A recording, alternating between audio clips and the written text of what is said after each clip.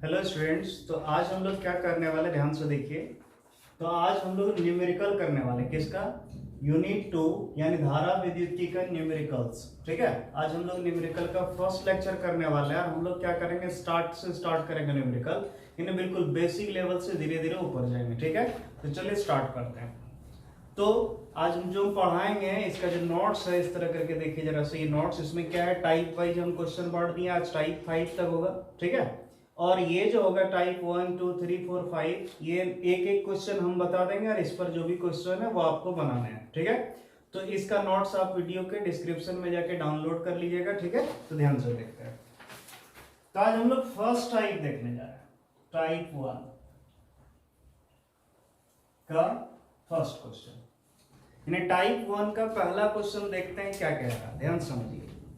Question बोल रहा है यदि 10 पर पावर 20 इलेक्ट्रॉन्स, क्या बोल रहा है क्वेश्चन, फिर समझिएगा। यदि 10 पर पावर 20 इलेक्ट्रॉन्स किसी चालक में ए से बी की ओर 0.1 सेकंड में प्रवाहित होती है। यानी क्वेश्चन बोल रहा है हमको कि किसी चालक में जो है 10 पर पावर 20 इलेक्ट्रॉन ए से बी की ओर 0.1 सेकंड में प्रवाहित हो रही है। तो चालक में प्रवाहित होने वाली धारा है तथा इसकी दिशा बताएं। यानी क्वेश्चन पूछ रहा है कि धारा कितना प्रवाहित होगा, धारा भी पूछ रहा है और दिशा भी पूछ रहा है। चलिए देखते हैं। तो सबसे पहले जो क्वेश्चन में दिया गया उसको लिखेंगे।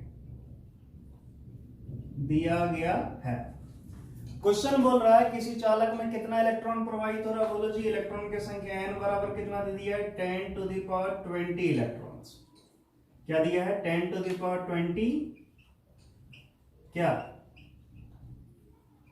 इलेक्ट्रॉन्स। किधर से किधर प्रवाहित हो रहा है, ए से बी की ओर,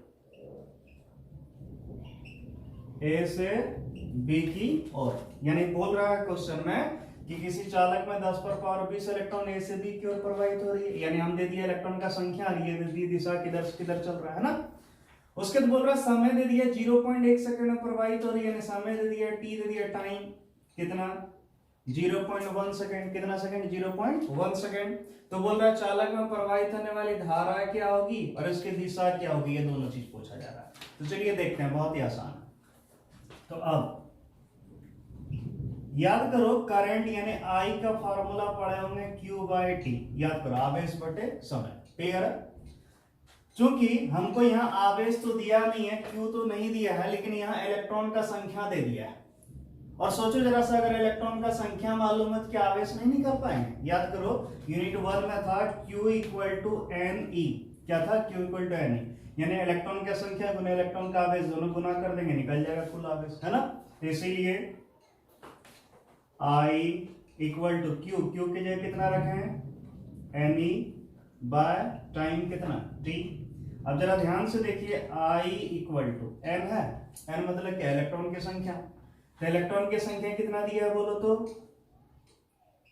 10 टू द पावर 20 रखे, इंटू E मतलब इलेक्ट्रॉन का आवेश, याद होगा 1.6 into 10 to the power minus 19 coulomb by time कितना दिया बाबू, 0.1 सेकंड, है ना। अब जरा ध्यान से देखो, पॉइंट से पॉइंट हटा, पॉइंट के बाद एक डिजिट था, यहाँ पे एक डिजिट, तो कोई टेंशन नहीं, हट जाएगा। अब जरा ध्यान से देखना, सिर्फ इसको सॉल्व कर लेना। तो क्या होगा, 16 इंटू 10 टू द पावर 20 और 10 टू द पावर माइनस 19 है। दोनों को अगर गुना करेंगे, गुना में क्या होता है, पावर जुड़ता है। तो 20 और माइनस 19 को जोड़ेंगे कितना आएगा, 1 तो लिखा नहीं जाता लेकिन फिर भी लिख दिए। तो बोलो कितना होगा, 60 इंटू 10 यानी कितना 160 एम्पियर। कितना निकला, 160 एम्पियर। तो ये जो है अभी करंट का मान निकला है।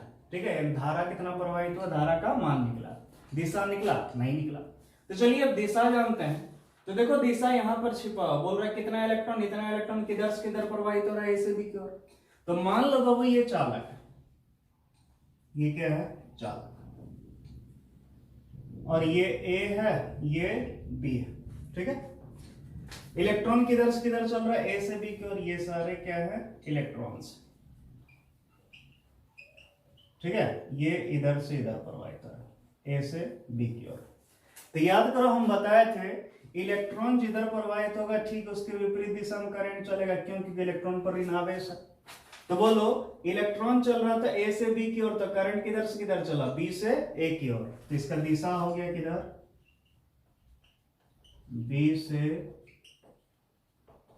एक ही और। क्लियर है?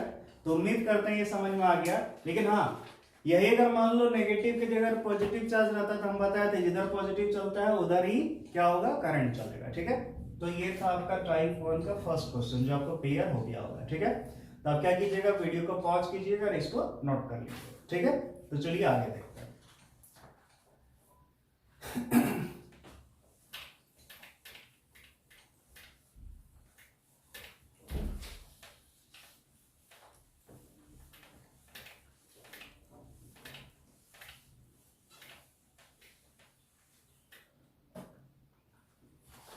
अब हम लोग टाइप 2 का फर्स्ट क्वेश्चन देखें। टाइप 2 का फर्स्ट क्वेश्चन, तो चलिए देखिए, बहुत ही आसान है, कुछ भी दम नहीं है। क्वेश्चन क्या बोल रहा है जरा समझते हैं इसको। क्वेश्चन बोल रहा है यदि किसी लैंप में, क्या बोल रहा है, यदि किसी लैंप में 3 माइक्रोन धारा प्रवाहित हो रही है। बोल रहा है एक लैंप है, उस लैंप में प्रवाहित कितना हो रहा धारा, 3 माइक्रोन एम्पियर। तो 1 मिनट में लैंप से होकर गुजरने वाले इलेक्ट्रॉन की संख्या ज्ञात करें। तो क्वेश्चन बोल रहा है 1 मिनट में, कितना मिनट में, 1 मिनट में लैंप से होकर कितना इलेक्ट्रॉन गुजरेगा, उस इलेक्ट्रॉन का संख्या निकालना। चलिए देखते हैं। तो सबसे पहले लिखेंगे जो चीज दिया गया है। क्वेश्चन बोल रहा है यदि किसी लैंप में 3 माइक्रोन एम्पियर धारा प्रवाहित हो रही है, यानी करंट दे दिया I इक्वल टू कितना, 3 माइक्रोन एम्पियर। तो इतना तो सबको पता होगा, 3 माइक्रोन है, इसका मतलब कितना, 10⁻⁻6 एम्पियर।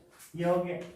और बोल रहा है कि 1 मिनट में प्रवाहित होने वाले इलेक्ट्रॉन की संख्या ज्ञात करेंगे। समय दे दिया 1 मिनट, तो मिनट में दिया तो इसको सेकंड में बदलेंगे, तो 1 मिनट बदले कितना बाबू, 60 सेकंड।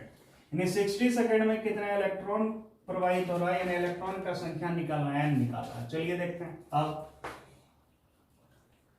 तो बोलो बाबू I इक्वल टू कितना, Q/T।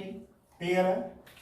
बिकॉज Q बराबर कितना, N। अभी थोड़ा देर पहले ही बताया, इसीलिए बोलो I इक्वल टू, बोलो NE/T। हमको n चाहिए, तो n बराबर क्या हो जाएगा, बोलो I इंटू टी, इसको इधर लेगा, y इधर। ठीक है, यानी n इक्वल टू IT/E। अब इसका वैल्यू रखेंगे, बोलो I का वैल्यू कितना होगा बाबू, इतना दिया है, 3 इंटू 10⁻⁻6 इंटू टाइम कितना दिया है, 60 सेकेंड, बाय ई मतलब इलेक्ट्रॉन का आवेश कितना होता है, 1.6 इंटू 10⁻⁻19 बोला। अब बस इसको सॉल्व करना है। क्या करना है, सॉल्व हो जाएगा तुरंत। तो चलिए देखते हैं। पॉइंट हटा है तो पॉइंट के बाद एक डिजिट, तो यहाँ 1 0। क्लियर है? अब देखो जरा सा, 10 पर पावर -100 -19 काटेंगे कितना, 10 पर पावर -13। अब बोलो ये कटेगा, 4 से कट जाएगा, तो बोलो 4 चौके 16 और ये 150 बार में, और कटेगा 2 से, 2 दूनी 4, ये 75। अब तो नहीं कटने वाला, तो जब ध्यान से देखो कितना हुआ, 3 इंटू 75, तो कितना हुआ, 5 से 15, हाथ में रहा 1, 7 21 1 22, 225/2 इंटू, इसको ऊपर ले जाएंगे 10⁻⁻13 क्या हो जाएगा, +13। अब इसको क्या करेंगे, डिवाइड कर देंगे, तो कितना होगा, 225/2 कितना होगा ये, बोलो। हाँ, भागा दे दो, तो जानते ही होगे कितना, बोलो जी, कैसे जाएगा, उतना छोड़िए, यहीं कट जाएगा, बोलो 2 1 2, फिर 1, फिर 2 दूनी 4, 112 पॉइंट कितना बचा, 1, यानी कितना 5, 112.5 गुने 10 पर पावर 13 क्या, इलेक्ट्रॉन्स। यानी इसका आंसर निकल गया कितना, 112.5 गुने 10 पर पावर 13 इलेक्ट्रॉन्स। लेकिन सुनो बाबू, क्वेश्चन में यहाँ दिया आंसर कुछ और, तो देखो उस आंसर तक पहुंचने के लिए क्या करेंगे। तो यहाँ क्या है, आंसर हमको मिलाना है। तो ध्यान से देखिए, पहले सीखते हैं कुछ कॉन्सेप्ट। जैसे मान लो 1 2 3.456 रहे, हम सिखाए थे, इधर अगर पॉइंट ले जाएंगे, पॉइंट को इधर, तो पावर क्या जाएगा, प्लस में। ठीक है, प्लस है, इसका मतलब समझो, अगर एक डिजिट यहाँ करेंगे, पॉइंट यहाँ से यहाँ करेंगे 10 पर पावर 1, 2 करेंगे 10 पर पावर 2, है ना, और इधर करेंगे क्या होगा, माइनस में। क्लियर है? जैसे एग्जांपल दिखाते हैं छोटा सा, जैसे मान लो एग्जांपल 112.5 गुना 10 पर इतना है मान लो पहले, ठीक है 112.5। तो इसको अगर यहाँ करें तो कितना हो जाएगा 1.125। कहाँ की, यहाँ किधर किए, इधर किए उधर किए, तो बोलिएगा सर इधर किए। तो कितना डिजिट किए, यहाँ था यहाँ ले आया पॉइंट को, एक दो डिजिट ले गए, तो इंटू क्या करेंगे 10⁻+2। क्लियर है।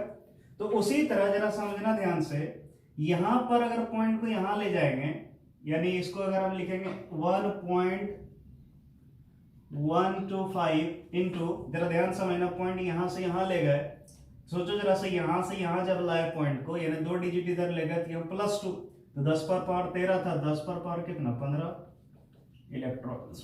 देखो आंसर मिल गया, ठीक है। तो सिंपल सा ये भी सही है, लेकिन ये जो है सिग्निफिकेंट फिगर आप पढ़े होंगे, उसके हिसाब से ये यहां तक लिखना चाहिए, ठीक है। और आंसर ये दिया था, तो हम इसको मिला दिए, कैसे हुआ। तो ये याद रखिएगा आप लोग, बहुत छोटा सा कॉन्सेप्ट है लेकिन बहुत काम देता है, ठीक है। तो आगे देखते हैं, अब हम लोग टाइप 3 देखेंगे।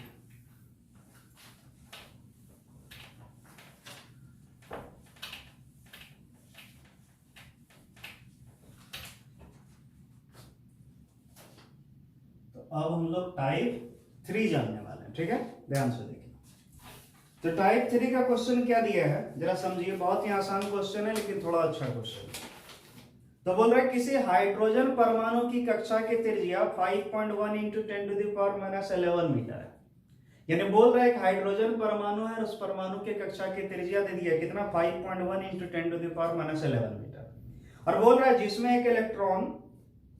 एक इलेक्ट्रॉन की घूर्णन की आवृत्ति 6.8 × 10⁻15 रिवॉल्यूशन प्रति सेकंड है। यानी उसका आवृत्ति दे दिया, उस कक्षा में जो इलेक्ट्रॉन घूम रहा है तो उसका परिक्रमा का आवृत्ति दे दिया, घूर्णन का आवृत्ति दे दिया कितना 6.8 × 10⁻15 रिवॉल्यूशन पर सेकंड। तो समतुल्य धारा का मान ज्ञात करें। क्या बोल रहा है, समतुल्य धारा का मान ज्ञात करें। समझो ध्यान से। तो बाबू ये है मान लो एक हाइड्रोजन परमाणु, ये उसकी कक्षा और ये उसका नाभिक। तो इस कक्षा में ये इलेक्ट्रॉन और ये इलेक्ट्रॉन इस तरह करके क्या कर रहा, परिक्रमा कर रहा, और ये कक्षा की त्रिज्या कितनी r, कितनी है r। तो आपको क्वेश्चन में दे दिया गया है, जरा ध्यान समझिए। सबसे पहले तो त्रिज्या दे दिया है r कितना 5.1 × 10⁻11 मीटर। क्लियर है, ये दे दिया त्रिज्या। और बोल रहा है ये जो घूम रहा है इसका आवृत्ति दे दिया, आवृत्ति यानी क्या न्यू, कितना दिया बाबू, तो दिया है आपको 6.8 × 10⁻15 रिवॉल्यूशन पर सेकंड। क्लियर है, ये दिया गया है। तो समतुल्य धारा का मान ज्ञात करें, यानी पूछ रहा है तो करंट क्या चलेगा, है ना, करंट कितना चलेगा, उस करंट का वैल्यू निकालना है। देखो बहुत ही आसान है, कुछ भी दर्द नहीं है। तो देखो ध्यान से, अब सबसे पहले बोलो करंट का फॉर्मूला क्या पढ़ो, याद करो I = Q/T दिया। तो जरा ध्यान समझना, क्या हम इसको ऐसे लिख सकते हैं I = Q × 1/T। बोलो ध्यान से देखिए, इंटू करेंगे फिर वही होगा। तो यहां देखना कुछ सिखा रहा है, परंतु Q मतलब क्या है, आवेश। तो बोलिएगा सर यहाँ तो आवेश दिया ही नहीं है, इस क्वेश्चन में तो आवेश दिया ही नहीं है।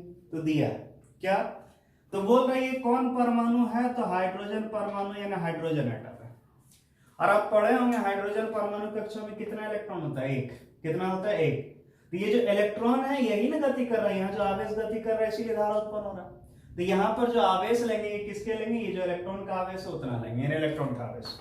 यानी Q बराबर हमको लेना है E, क्या लेना है E, तथा याद करो 1/T मतलब क्या, आवृत्ति काल। यहां से यहां तक घूमने में जो एक चक्कर पूरा करने में जो समय लगता है उसे कहते हैं क्या, आवृत्ति काल। तो 1/T को कहते हैं न्यू यानी आवृत्ति, याद करो। इसीलिए बोलो I बराबर Q की जगह E और 1/T की जगह क्या, न्यू। अब कुछ भी दम नहीं है, देखो ध्यान से, E मतलब इलेक्ट्रॉन का आवेश कितना होता है 1.6 × 10⁻19 कूलम इंटू न्यू मतलब आवृत्ति। तो आवृत्ति कितना दिया है बाबू, इतना 6.8 × 10⁻15। क्लियर है। तो बोलो जरा सा, तो ये आ गया बस इंटू करना है, आंसर निकल जाए, कोई तकलीफ नहीं। अब बहुत बच्चा सोच रहा होगा सर ये जो त्रिज्या दी है इसका क्या काम है, तो कुछ काम नहीं है, ये सिर्फ कंफ्यूज करने के लिए दिया है ताकि आप इसका यूज करें, कोई यूज यहाँ पर नहीं है। ठीक है, तो ध्यान से देखिए। अब इसको मल्टीप्लाई करना है तो आप कर सकते हो, इसको मल्टीप्लाई करो, इसको कितना हो जाएगा, तो बोलो 1668। तो जरा ध्यान से देखना, कितना 68 48, हाथ में रहा 4, 8 4 12। अब बोलो ये कितना 36 अरे ये 96 मान लो, इंटू कितना 8 8 10, यानी कितना हो गया इतना। तो यहाँ भी एक पॉइंट, यहाँ भी एक पॉइंट, यानी 2 पॉइंट, यानी 10.88 इंटू 10 टू द पावर कितना, इसको मल्टीप्लाई करेंगे तो -4 क्या एम्पियर। तो ये हो गया हमारा answer 10.88 into 10 to the power -4 ampere. कितना दिया है, हाँ वही दिया है। क्लियर है, तो ये हो गया आपका क्या आंसर, टाइप 3 इस तरह कंप्लीट हो गया, कुछ भी दम नहीं था। ठीक है, अब हम लोग जानेंगे टाइप 4।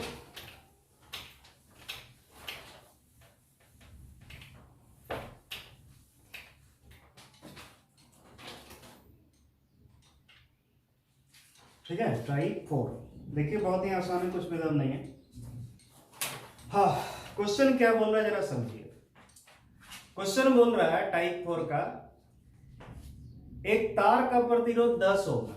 क्वेश्चन बोल रहा है एक तार का प्रतिरोध कितना है, 10 ओम है, जिसे खींचकर इसकी लंबाई 3 गुनी कर दी जाए।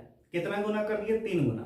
यानी समझो जरा सा, क्वेश्चन दिया गया है एक तार की जो प्रतिरोध है यानी R, ठीक है, तो R बराबर कितना दिया है, बोलो कितना दिया है, बोलो 10 ओम। कितना 10 ओम। और बोल रहा है यदि इसे खींचकर इसकी लंबाई कितना गुना कर दिया, 3 गुना। यानी बोलो लंबाई जो गुना किया है मतलब कितना गुना किए, तो ये कितना गुना, 3 गुना। ठीक है, तो बोल रहा है अब इसका प्रतिरोध क्या हो जाएगा, यानी इसका R डैश बराबर क्या होगा। तो एक कॉन्सेप्ट सीखो, जरा ध्यान से समझिए। और सॉरी, तो ज्ञात करें पहला नंबर इसका प्रतिरोधकता क्या होगा और दूसरा इसका प्रतिरोध क्या होगा, नया प्रतिरोध और प्रतिरोधकता। ये क्वेश्चन बोल रहा है। चलिए फिर से एक बार पढ़ते क्वेश्चन। बोल रहे एक तार का प्रतिरोध 10 ओम है, ले लिए, जिसे खींचकर इसकी लंबाई 3 गुनी कर दी जाए। यानी लंबाई 3 गुना कर दिया, मतलब कितना गुना किए, 3 गुना किए। तो ज्ञात करें पहला नंबर इसकी प्रतिरोधकता क्या होगा, और दूसरा इसकी नई प्रतिरोध। यानी 2 चीज पूछ रहा हमसे बाबू, पहला पूछ रहा प्रतिरोधकता क्या होगा यानी रो क्या होगा, और इसका नया प्रतिरोध तो R डैश मान लीजिए, पहले का R अभी का R डैश। तो ये कॉन्सेप्ट समझो। तो सबसे पहले यहां समझिए, जैसे मान लो कोई तार है, ये क्या है तार, इस तार का प्रतिरोध मान लो कितना है R, और इसकी लंबाई कितना है L। इस तार का प्रतिरोध कितना है R, इसकी लंबाई कितना है L। मान लो इसको हम अगर खींच कर, सोचो जरा से, इसको खींच कर अगर हम लंबा कर लें तो डेफिनेट इसको खींचेंगे लंबा करेंगे तो ये थोड़ा पतला भी होगा। ये कर दिया, यानी इसको खींच कर क्या कर दिया, लंबा कर दिया। मान लो पहले L था, अब की बार कितना कर दिए NL, कितना कर दिए NL। ठीक है, NL मतलब n गुना, जैसे लंबाई L था तो इसका 3L 4L कुछ भी n गुना कर दिए। तो याद रखिएगा इसका जो नया प्रतिरोध होगा R डैश, वो कितना होगा, कितना गुना किया, n गुना। तो n स्क्वायर इंटू प्रारंभिक प्रतिरोध R, ये formula R dash equal to n square into R, class 10 में पढ़े होंगे। ठीक है, तो जरा ध्यान से देखिए, एक तो ये हो गया, और दूसरा नंबर प्रतिरोधकता के बारे में जरा बात करें। तो याद करो हम प्रतिरोधकता के बारे में बताए थे कि अगर पदार्थ बदलिएगा तभी प्रतिरोधकता बदलेगा, पदार्थ नहीं बदलोगे तो प्रतिरोधकता नहीं बदलेगा। जैसे मान लो ये कॉपर है, कॉपर इतना बड़ा है, खींच के उसको लंबा कर दिए, क्या कॉपर ही रहेगा ना, बोलो पदार्थ बदलेगा। जैसे मान लो ये तांबा खींच दिए लंबा कर दिए, क्या ये एल्युमिनियम हो जाएगा, नहीं ना, तांबा ही रहेगा। तो पदार्थ नहीं बदलेगा तो इसलिए प्रतिरोधकता भी नहीं बदलेगा। तो पहला आंसर जो गया ए नंबर, जो इसका आंसर जाएगा प्रतिरोधकता, तो सिंपल सा प्रतिरोधकता समान रहेगी। फर्स्ट जो गया प्रतिरोधकता समान रहेगी, समझिए, यानी जितना पहले था उतना ही रहेगा। अभी तो दिया नहीं है कितना था, तो जितना भी रहा होगा उतना ही रहेगा, बदलेगा नहीं, यानी प्रतिरोधकता में कोई बदलाव नहीं होगा। फर्स्ट आंसर हो गया। बी नंबर बोल रहे इसका नया प्रतिरोध यानी R डैश, तो अभी तुरंत सीखा R डैश बराबर n स्क्वायर R, तो n कितना 3 स्क्वायर इंटू R कितना 10, तो 9 इंटू 10 यानी कितना 90 आंसर। यानी सिंपल सा आंसर हो गया कि प्रतिरोधकता उसका वही रहेगा, चूंकि खींचने के बाद प्रतिरोधकता नहीं बदलता है, लेकिन हाँ प्रतिरोध हो गया कितना 90 ओम, कितना 90 ओम। क्लियर है? तो आपको समझ में ये आ गया होगा। ठीक, अब देखते हैं टाइप 5।